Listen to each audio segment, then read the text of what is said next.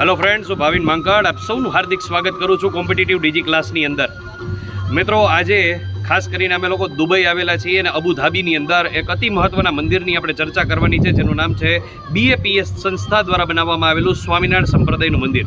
મિત્રો, જોઈ શકો છો અબુધાબીનો તમે આખો નજારો.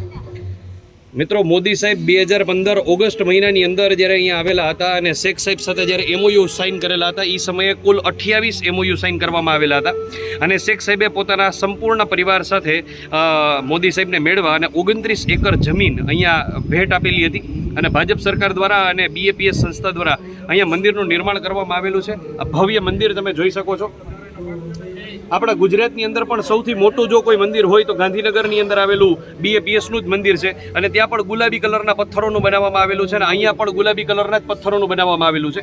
ત્યાં પણ બધા જ પથ્થરો જયપુરથી લેવામાં આવેલા હતા, જે પિંક સિટી ઓફ ઇન્ડિયા તરીકે ઓળખવામાં આવે છે. અને અહીંયા પણ બધા પથ્થરો જે છે એ જયપુરથી જ લેવામાં આવેલા છે. અમુક પથ્થરો જે છે એ ઇટલીથી મંગાવવામાં આવેલા છે. ખાસ કરીને સહજાનંદ સ્વામી વિશે આપણને લોકોને ખ્યાલ જ હશે કે ખાસ કરીને સાહેબ જે છે છપૈયા એમના વખણાતા હોય છે. અને સૌથી મહત્ત્વની વસ્તુ, સહજાનંદ સ્વામીનું મૂળ નામ ઘનશ્યામ હતું, તેમના ઘોડાનું નામ રોઝો અને ઘોડીનું નામ માણકી હતું. BAPS સંસ્થાનું પૂરું નામ બોચાસણવાસી અક્ષર પુરુષોત્તમ સ્વામિનારાયણ સંપ્રદાય. ગુજરાતની અંદર ભવ્ય મંદિર જે છે ત્યાં 2002ની અંદર હુમલો કરવામાં આવેલો હતો આતંકવાદીઓ દ્વારા. એ પણ જો તમે ન જોયું હોય તો જોઈ લેજો, આપણો વિડીયો YouTube ઉપર અવેલેબલ છે.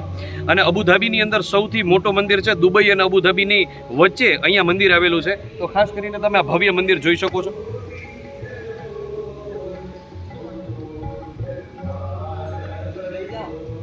અહીંયા મહાદેવ, કૃષ્ણ ભગવાન, જગન્નાથ, અલગ અલગ ઘણા બધા મંદિરો છે.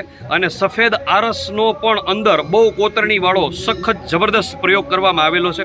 તો જ્યારે પણ આવો અબુધાબી, દુબઈ, ત્યારે અહીંયા મંદિરની 100% મુલાકાત લેજો.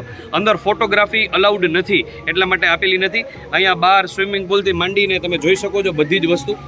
અને અહીંયાનું તાપમાન અરાઉન્ડ જે છે એ તમને કહી શકાય કે 45 થી 48 ડિગ્રી જેવું તાપમાન છે. આ બાજુ કમ્પ્લીટલી રણ વિસ્તાર તમે જોઈ શકતા હશો.